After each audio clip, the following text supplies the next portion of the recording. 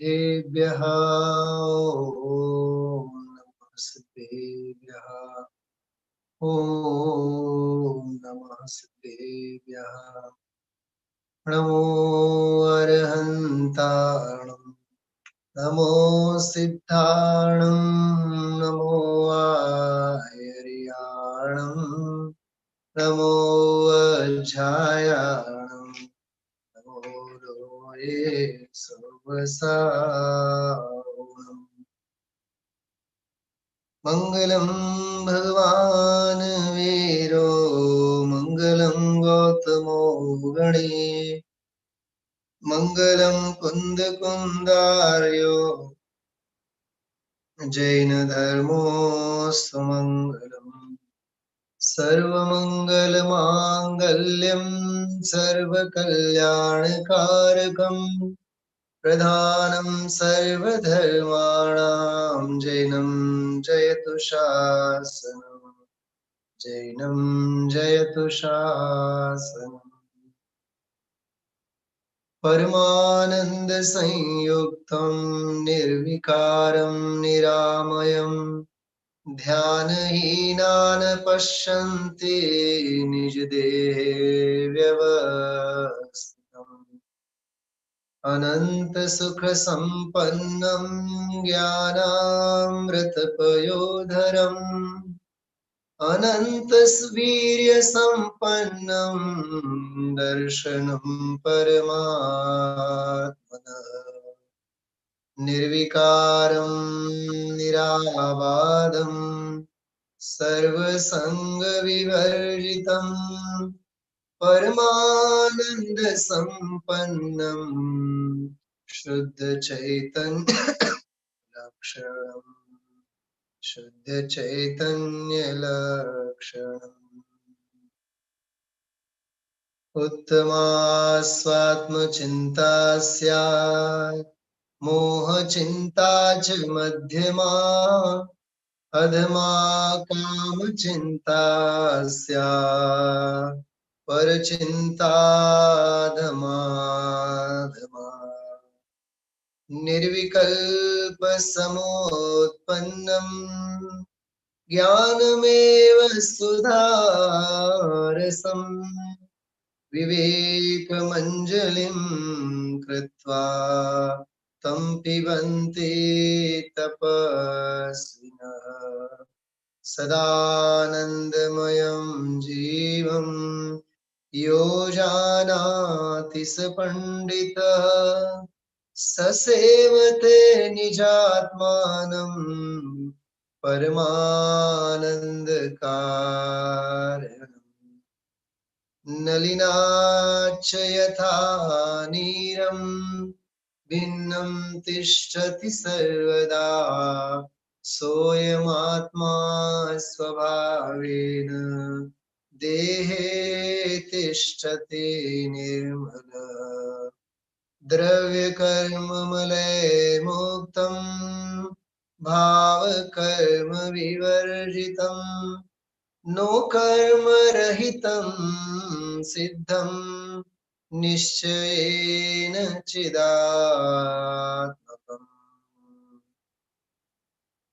आनन्दं ब्रह्मणो रूपं निजदेहे व्यवस्थितं ध्यानहीनान् पश्यन्ति जात्यन्धा इव भास्करम् सध्यानं क्रियते भव्ये मनो येनन्विलीयते तत्क्षणं दृश्यते शुद्धं चिच्चमत्कारलक्षणम्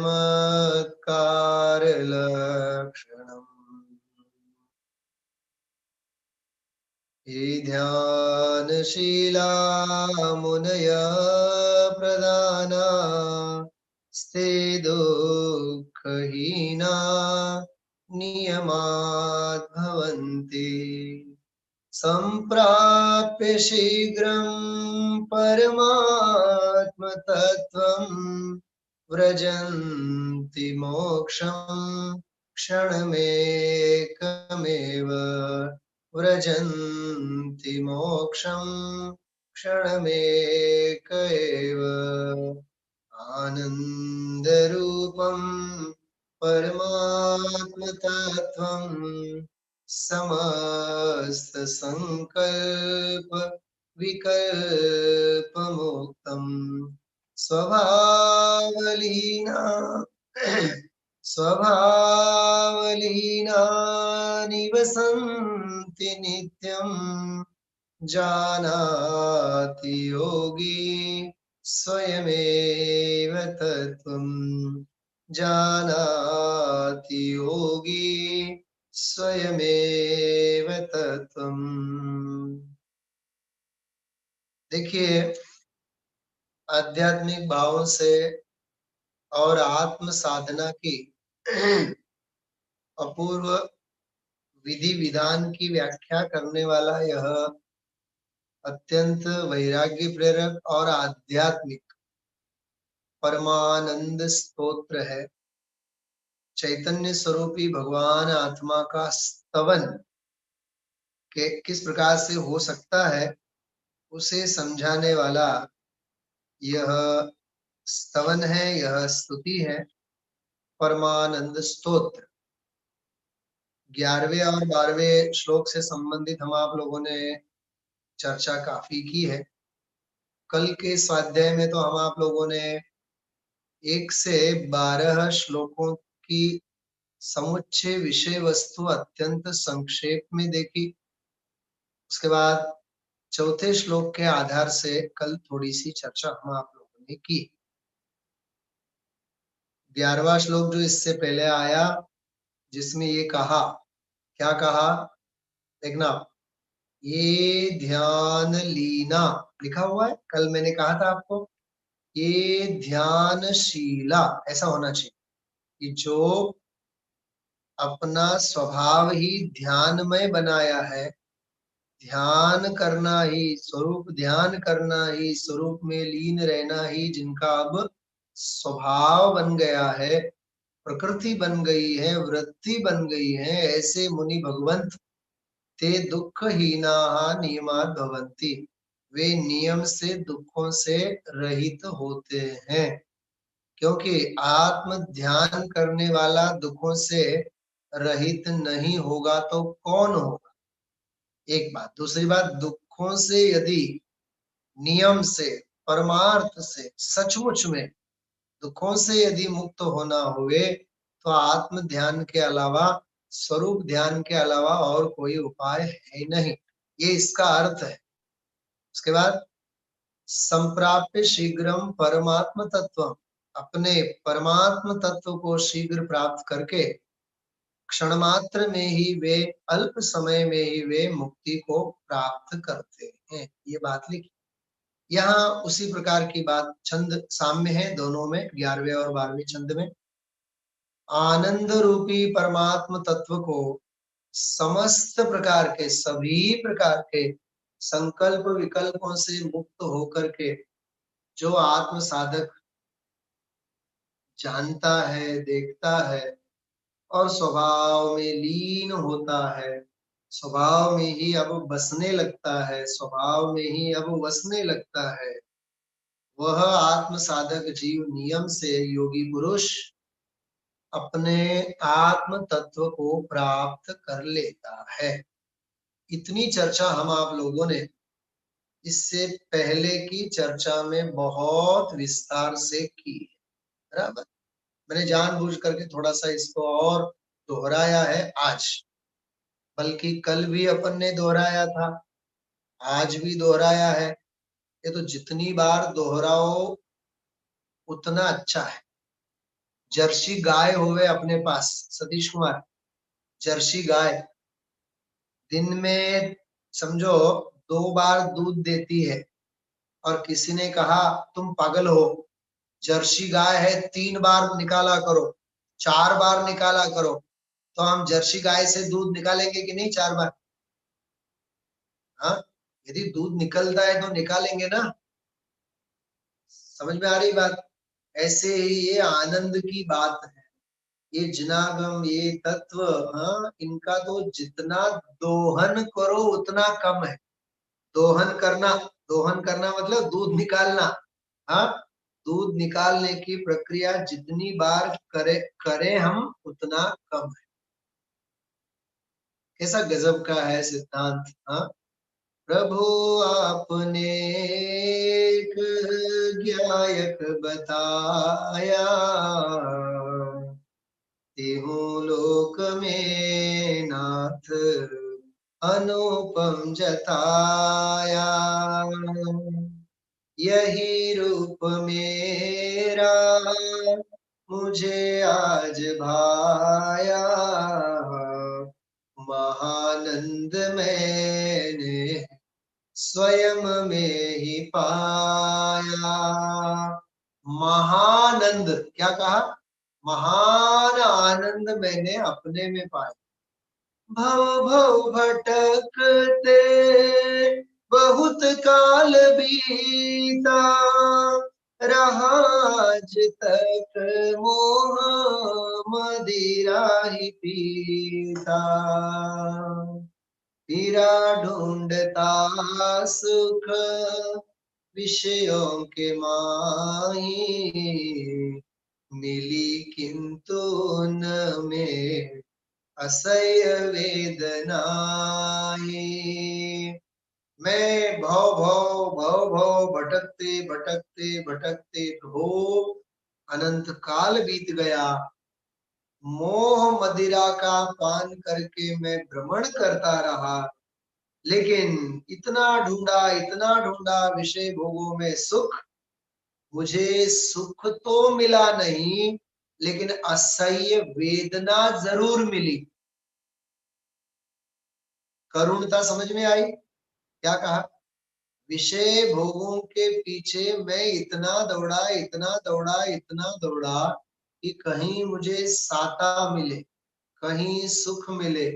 सुख और साता तो नहीं नसीब हुआ, उल्टी मुझे पीड़ा और मिली। समझ में आई भाषा क्या कह रहे हैं? हा? महाभाग्य से आपको देव पाया, तिहु लोक में नाथ अनुपम जताया। बहुत सुंदर है ये पूरी जयमाला। हाँ, वीतराग पूजन की जो जयमाला है, वीतराग देव पूजन की, बार बार सुनने जैसी। हाँ, मैंने चैनल के ऊपर अभी ये स्तुति अपलोड भी की है पूरी। हाँ, यही केवल जयमाला की स्तुति अपलोड की है। हाँ, चाहे तो आप उससे सुन सकते हैं। मैंने स्वाध्याय ग्रुप में भेज भी दिया था अभी। हाँ, इसमें देखो अंत में बहुत सुंदर समाधान दिया है। दृष्टि हुई आप समही प्रभो, जब जब आप जैसी दृष्टि हुई, भगवंतों जैसी दृष्टि हुई। क्या कह रहे हैं? दृष्टि हुई आप समही प्रभो, जब परिणति भी होगी तुम्हारे ही सम तब। सुनना ध्यान से। आप जैसी दृष्टि मुझे हुई है, बस भावना ये है कि आप जैसी परिणति हो जाए। क्या मतलब है दोनों का फर्क? हाँ, मतलब आप जैसी वीतरागता मुझे हुए, ऐसा श्रद्धांत तो मुझे हुआ। प्रज्ञाबेन, श्रद्धांत तो हुआ, दृष्टि तो हुई, पण प्रभो હવે તમારી જેવી પરિણતિ થાય તો હું ધન્ય બની જાઉં। કઈક સમજાણું આમાં?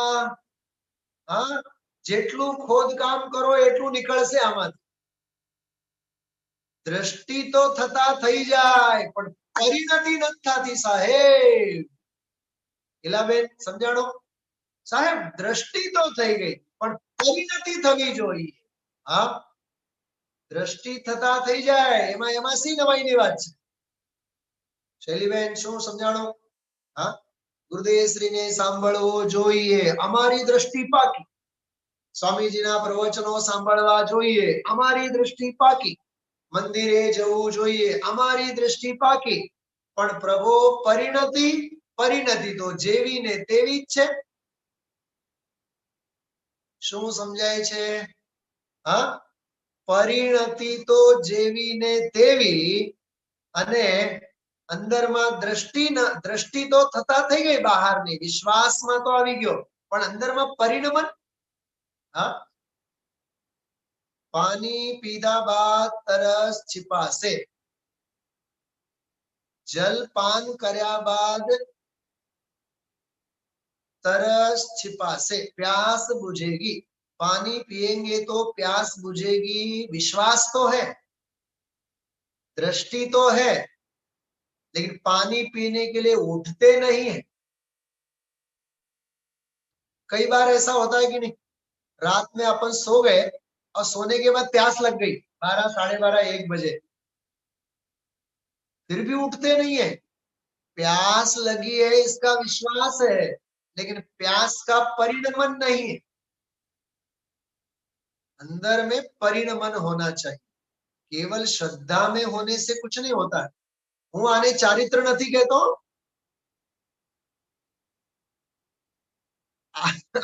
હું આને ચારિત્ર નથી કહેતો, શ્રદ્ધાનું પરિણમન। શ્રદ્ધા વહેતી થવી જોઈએ, શ્રદ્ધા વહેતી થવી જોઈએ, ટૂંકમાં ભાવ ભાષણમાં और ઉગ્રતા આવવી જોઈએ। હા, આજ સવારે જે નહીં, ચારિત્ર તો और જુદી વસ્તુ છે। ચારિત્ર તો પ્રગટ થયા બાદ તો થોડા આમ ધડ ધડ ધડ ધડ 12 વ્રત આવી જાય। ચારિત્ર 12 વ્રત આવી જાય, 28 મૂળ ગુણ આવી જાય। હા, સ્વરૂપાચરણ ચારિત્ર કહો તો ઠીક છે, સ્વરૂપાચરણ ચારિત્ર, પણ ચારિત્રના ગુણસ્થાનો 6, 7 થી કહેવામાં આવે છે, એટલે ચારિત્રની વાત નથી કહેતા આપણે। ये कितनी कितनी सुंदर बात है। दृष्टि में तो आ गई, लेकिन परिणति में नहीं आती। अभी हम आप लोगों ने गुरुदेव श्री के व्याख्यान के आधार से ही 1 आध महीना पहला एक विषय लिया था मैंने। हाँ, तत्व उपयोग में आना अलग बात है और परिणति में आना अलग बात। क्या कहा मैंने?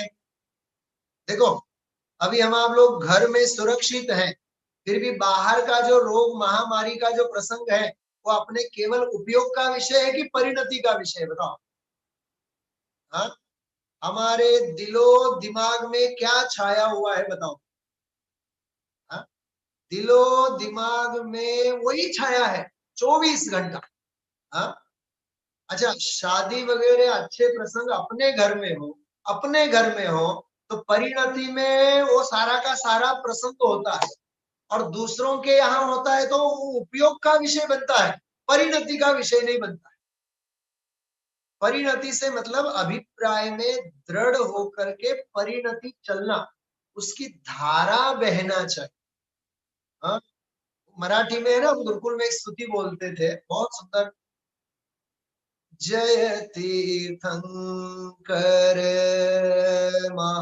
महावीर जय, तुम्हास ही प्रार्थना, चालली अखंड आराधना।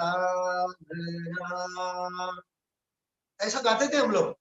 अब उस समय उतना भाव वसन नहीं था, लेकिन अब उसका रंग रंग समझ में आता है। हाँ, चाल ली अखंड आराधना, आराधना अखंड हो, आराधना अखंड हो। जो पूजा कलाक માટે હોય, પણ આરાધના 24 કલાક માટે હોય। हाँ, स्वरूप संबोधन स्तोत्र का विधान 9 दिन किया हमने, और सारी जिंदगी उसकी आराधना चलेगी। वो आराधना जो है वो परिणति। तो दृष्टि में होना अलग बात है और परिणति में होना अलग बात है, बिल्कुल प्रयोग में आने की बात है। ठीक है, क्या कहा इसमें? देखो, हाँ, मैं उस श्लोक की बात करूंगा। दृष्टि हुई आप सम ही प्रभो जब, परिणति भी होगी तुम्हारे ही सम तब। नहीं मुझको चिंता, मैं निर्दोष गायक, नहीं पर से संबंध, मैं ही गेय गायक। पर से मुझे कोई संबंध नहीं है, मैं ही गेय गायक हूँ। हुआ दुर्विकल्पों का जिनवर सफाया, तिहु लोक में नाथ अनुपम जताया। ये है सच में उस वस्तु स्वरूप का आनंद और उस वस्तु स्वरूप की महिमा, जिसकी हम आप लोग इस 12वें नंबर के श्लोक में कर रहे हैं। क्या कहा था 12वां श्लोक? आनंद रूपम परमात्म तत्वम, समस्त संकल्प विकल्प मुक्तम। सभी प्रकार के संकल्प विकल्पों को छोड़कर आनंद रूपी जो परमात्म तत्व है, उस ज्ञायक स्वभाव भाव में स्वभाव लीना निवसन्ति नित्यम, जानाति योगी स्वयमेव तत्त्वम्। देखो, समय सार में एक बहुत सुंदर बात आती है कलश टीका में। कलश टीका में एक बात आती है, शुरुआत के ही कलश में है। एक होता है स्वयं बुद्ध, दूसरा होता है बोधित बुद्ध। क्या कहा? लिख के रखो, दोनों शब्द लिख के रखो, बहुत काम आएंगे आपके। एक होता है स्वयं बुद्ध और दूसरा होता है बोधित बुद्ध। मतलब एक समझदार ऐसा होता है, अपने आप समझ जाता है, उसको बोलते हैं स्वयं बुद्ध। और एक दूसरा होता है दूसरों के समझाए जाने पर समझता है, उसे कहते हैं बोधित बुद्ध। बराबर, स्वयं बुद्ध और बोधित बुद्ध। सुनना, बहुत मार्मिक बात है। स्वयं बुद्ध का अर्थ होता है अपने आप अपने बलबूते समझता है, तत्व का निर्णय अपने बलबूते करता है, उसे कहते हैं स्वयं बुद्ध। और जिन्हें बाह्य निमित्त मिलते हैं और निमित्तों के सत्संग में जो समझता है, उसे कहते हैं बोधित बुद्ध। इसको दूसरे शब्दों में मैं कहता हूं, स्वयं बुद्ध अर्थात निसर्गज, नेचुरल, निसर्गज। और दूसरा होता है कौन सा? आर्टिफिशियल, बोधित बुद्ध। दूसरों के समझाए जाने पर फिर उसकी खोपड़ी में वो बात उतरे, उसको बोलते हैं बोधित बुद्ध। अच्छा, मुझे एक बात बताओ, नेचुरल होना चाहिए कि आर्टिफिशियल होना चाहिए? हाँ, ये बाल होते हैं ना, बाल अपने नेचुरल काले होने चाहिए कि डाई करके काला बनाना चाहिए? हाँ, ये यदि नेचुरल है तो स्वयं बुद्ध, और इनका दूसरा कलर वलर डाल के करते हैं तो वो बोधित बुद्ध। ये उदाहरण के लिए कह रहा हूं। तो कहते हैं देव गुरु धर्म आदि के उपदेश के निमित्त से किसी अज्ञानी मिथ्या दृष्टि ने आत्मानुभव कर लिया, तो निमित्त की मुख्यता से उसे कहते हैं बोधित बुद्ध।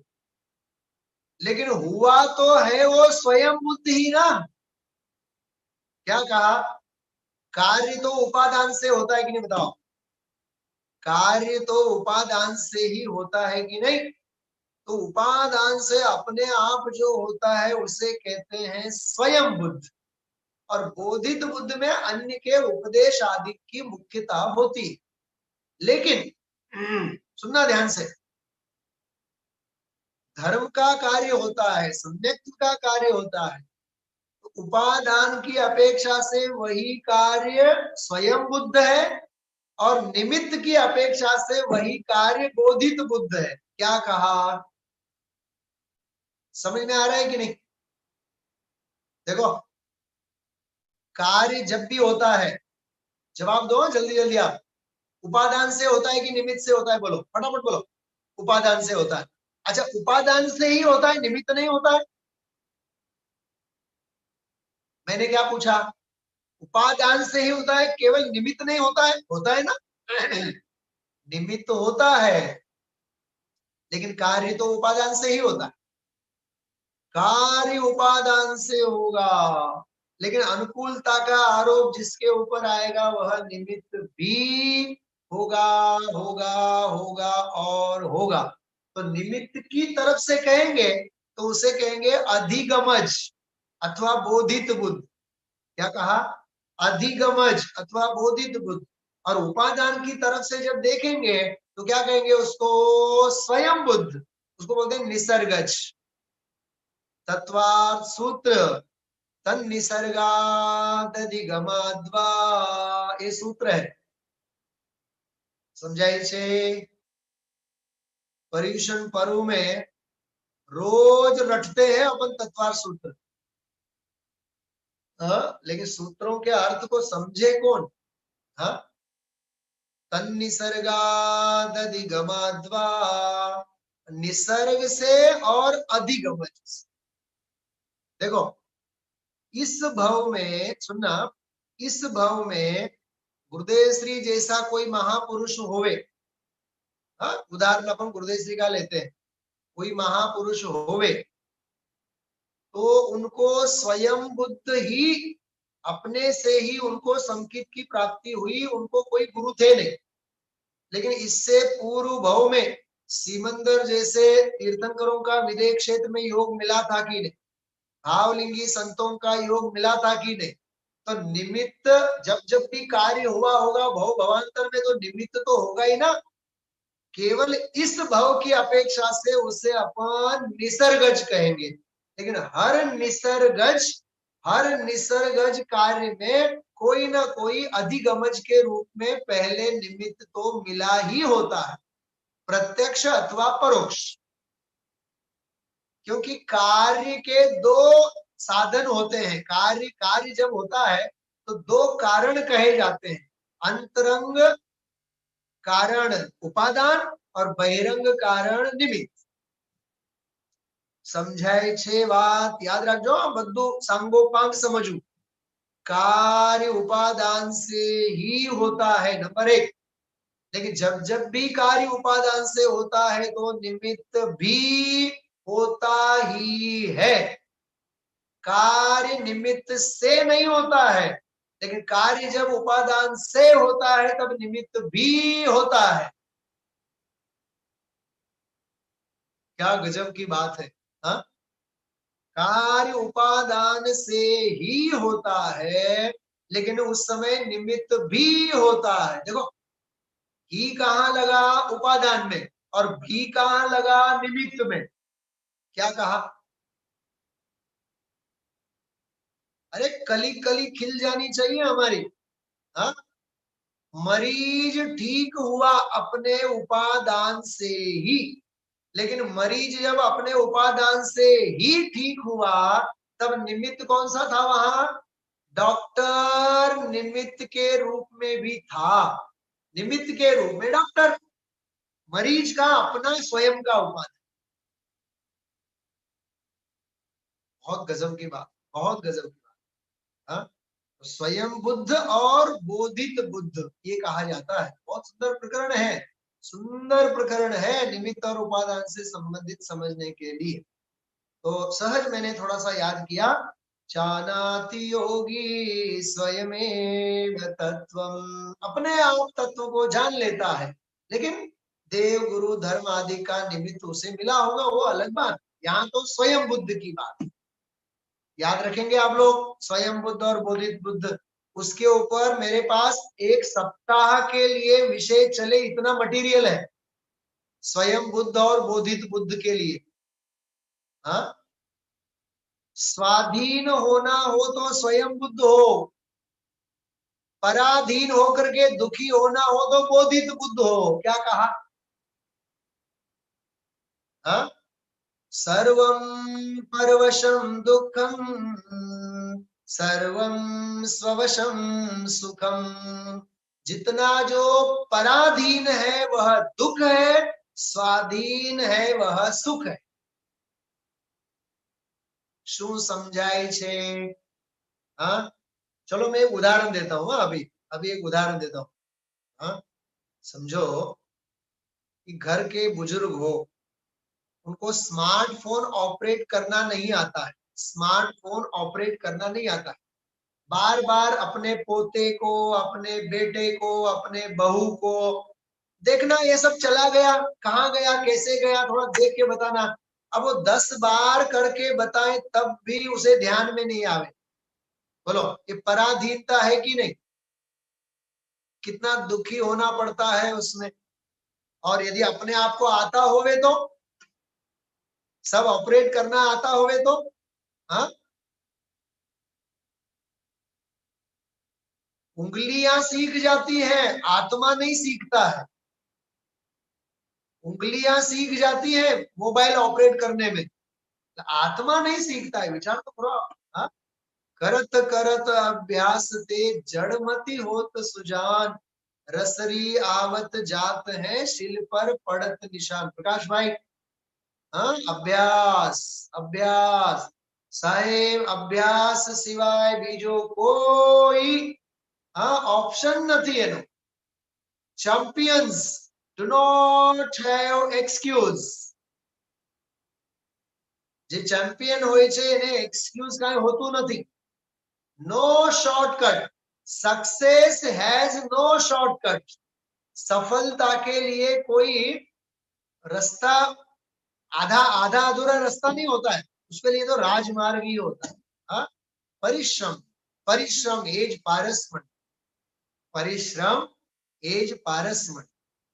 तो ये वाली बात है।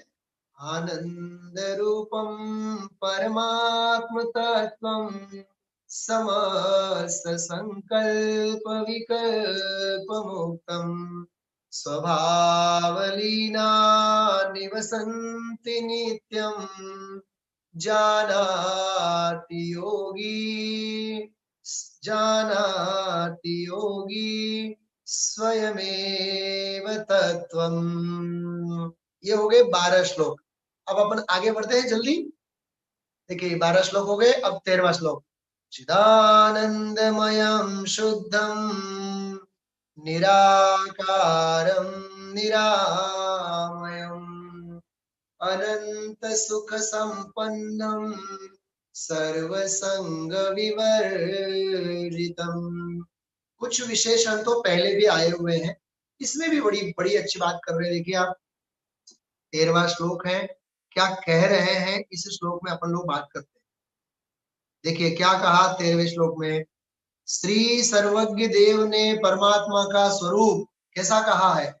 चिदानंदमयम शुद्धम, चिदानंदमय, शुद्ध और निराकारम निरामयम। निराकार अर्थात आकार से रहित। आकार से रहित मतलब रूप रस गंध वर्ण आदि जो पुद्गल के गुण हैं, उन गुणों से निराकार निराकार निराकार। और निरामयम, बहुत सुंदर शब्द है, मुझे बड़ा अच्छा लगता है। निरामयम, निरामय मतलब रोग रहित। आमय का अर्थ होता है रोग। रोग कितने प्रकार के होते हैं, कोई बताएंगे आप में से? रोग कितने प्रकार के होते हैं? यदि पता नहीं है तो लिख के रखो। आदि व्याधि उपाधि,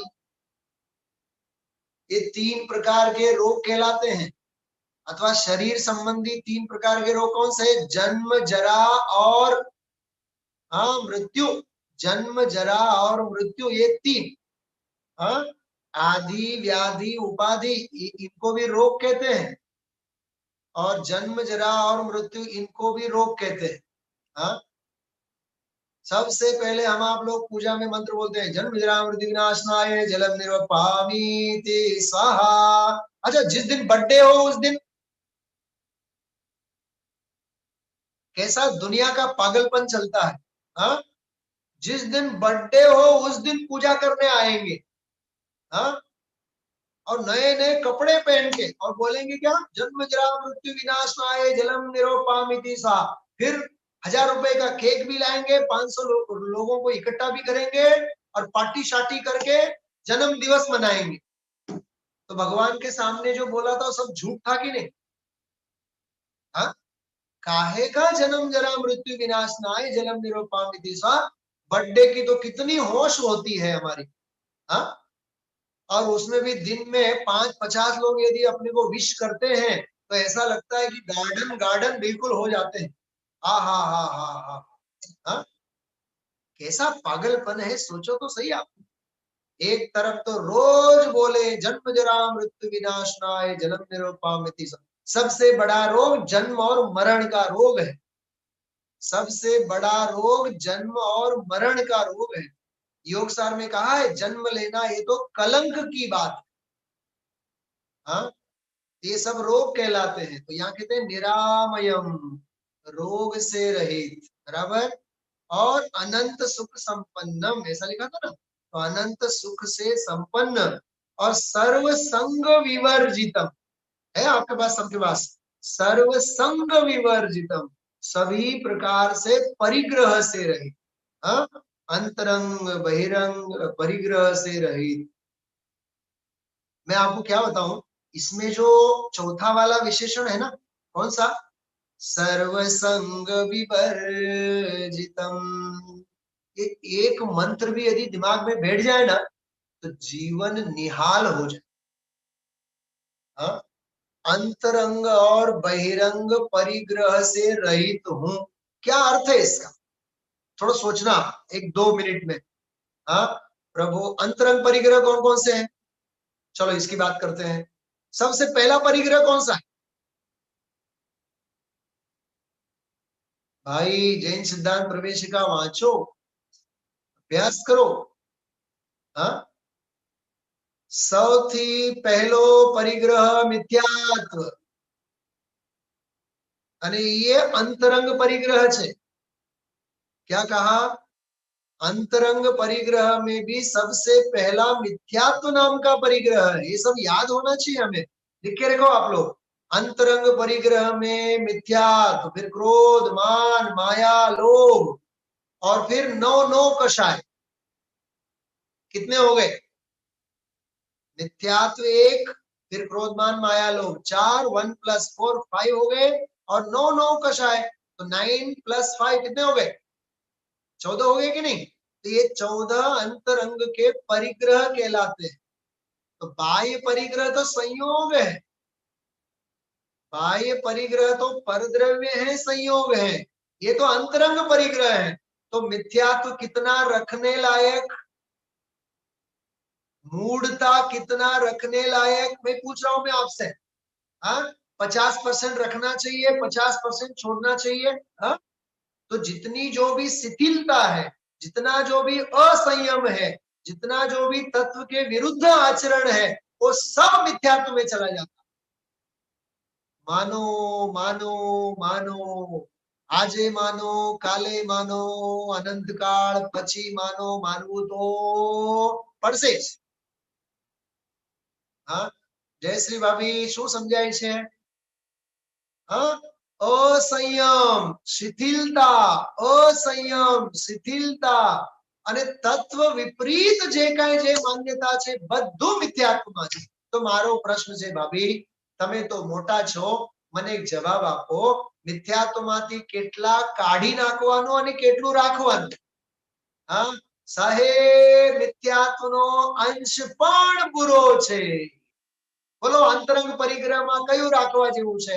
अच्छा, उधरस आवे આપણને उधरस, तो उधरस દિવસમાં એક વખત આવવું જોઈએ કે આવવું જ ન જોઈએ? खांसी खांसी, हाँ, खांसी कितनी बार आनी चाहिए दिन में? 2 बार, 3 बार, 4 बार, 10 बार की आनी ही नहीं चाहिए। अरे साहब पंडित जी, इस काल में तो आप याद मत करो।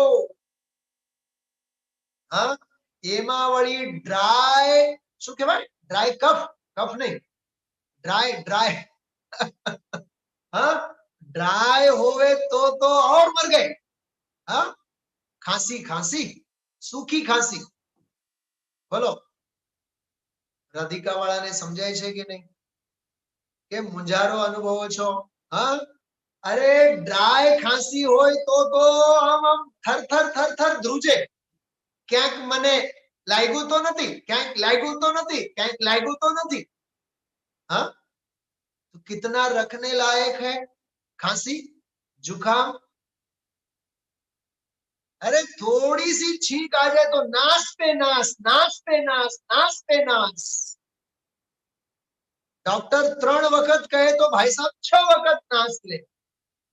हाँ, અહીંયા ભગવાન એમ જ કહે છે, તને મિથ્યાત્વનો રોગ થયેલો છે, તું સવારે સ્વાધ્યાય કર, બપોરે કર, રાત્રે કર, 4-6 કલાક તારે સ્વાધ્યાય કરવો જોઈએ। हाँ, क्रोध मान माया लोभ 4 माथी प्रज्ञाबेन कई कशाय राखवा जेवी छे? गुस्सो तो सारू ने, हाँ, मान तो बहु ज हारू ने, हाँ, मायाचारी तो બધું કામ કરાવે આપણી પાસેથી, માયાચારી તો રાખવાની ને। लाखों करोड़ों रुपया कमावा होय तो मायाचारी वगर तो कई थाय नहीं, तो मायाचारी तो करवानी ने। लोभ तो राखवो ज ने। अरे एक कशाय कामनी नथी। तो अंतरंग परिग्रह में मिथ्यात्व, क्रोध, मान, माया, लोभ कोई भी परिग्रह रखने जैसा नहीं है। अच्छा, गुस्सा थोड़ा आना चाहिए, ज्यादा आना चाहिए? गुस्सा ही नहीं आना चाहिए। अरे गुस्सा आना भी नहीं चाहिए और गुस्सा होना भी नहीं चाहिए। समझाणु काय? गुस्सो करवोय नहीं અને ગુસ્સો હોવો પણ ના જોઈએ। હોય તો આવે ને। હા, કુવામાં હોય તો આવેડામાં આવે કે નહીં? तो गुस्सो होय नहीं तो थाय नहीं, आवे ज नहीं। क्रोध, मान, माया, लोभ। अच्छा, आगे हास्य। किसके ऊपर हंसना चाहिए? किसकी गरीबाई के ऊपर हंसना चाहिए? किसके रोग आदि के ऊपर हमें हंसना चाहिए? किसके अज्ञान ऊपर हंसना चाहिए? यदि अज्ञान के ऊपर हंसना है तो अपने अज्ञान के ऊपर हंसो। हास्य, रति, अरति, ऐसे सभी कषायों के ऊपर लागू कर। तो हो गया अंतरंग परिग्रह 14। हाँ, मिथ्यात्व, क्रोध, मान, माया, लोभ और 9 कषाय। और बहिरंग परिग्रह में धन, धान्य, दासी, दास, कुप्याति, प्रमाण, ये 10 प्रकार के परिग्रह है। सोना, चांदी, पैसा, दास, दासी। हाँ, ये सब पढ़ना। आप थोड़ा सा तत्वार सूत्र का अभ्यास करना, थोड़ा सा अभ्यास होना चाहिए हमें। लघु जैन सिद्धांत प्रवेशिका जैसे पुस्तकों का भी हमें अभ्यास करना चाहिए। थोड़ा सा प्रश्नोत्तरी का हमें अभ्यास करना चाहिए, पढ़ना चाहिए भाई। हाँ, थोड़ा सा अभ्यास आप लोग करिए, थोड़ी सी अभ्यास की आदत रखिए तो आपको आनंद आएगा। तो ये सर्वसंग विवर्जितम, सभी प्रकार से परिग्रहों का त्याग करता हूँ। हाँ, ऐसा यह अंतिम श्लोक है। हाँ, एक बार हम आप लोग पढ़ेंगे 1 मिनट के लिए। हाँ, आपके सामने देखिए अभी आ ही रहा है। इस श्लोक का पाठ हम आप लोग करेंगे और फिर बस 1-2 मिनट में ही विराम लेंगे। चलिए आप लोग पढ़ेंगे इस श्लोक को। चिदानंदमयं शुद्धं निराकारं निरामयम् अनंत सुख संपन्नम सर्वसंग विवर्जितम। देखिए, निराकार होवे, निरामय होवे, अनंत सुख से संपन्न होवे और सर्व संग परिग्रह से रहित होवे, वही भगवान आत्मा कैसा हो सकता है? पहली पंक्ति, चिदानंदमयम शुद्धम, चिदानंदमय शुद्ध भगवान आत्मा वही हो सकता है। ऐसा शुद्ध चैतन्य में भगवान आत्मा हम आप सबकी दृष्टि में आवे, इसी मंगल भावना के साथ विराम लेते हैं। सभी जिनवानी के लिए हाथ जोड़े। अहोपकार जिनवरनो कुंदनो ध्वनि दिव्यनो, जिन कुंद ध्वनि आप्या अहो आ गुरुराजनो, अहो आ गुरु काननो, जावाणी के ज्ञान ते सूझे लो कालो, सोवाणी मस्तक नमो सदा देत हूड़ो, सदा देत हूड़ो। बोले द्वादशांगमय जिनवाणी माता की, પરમોપકારી સદગુરુદેવ की जय हो। મળીએ છીએ આવતીકાલે આપણે સવારે 7 વાગે।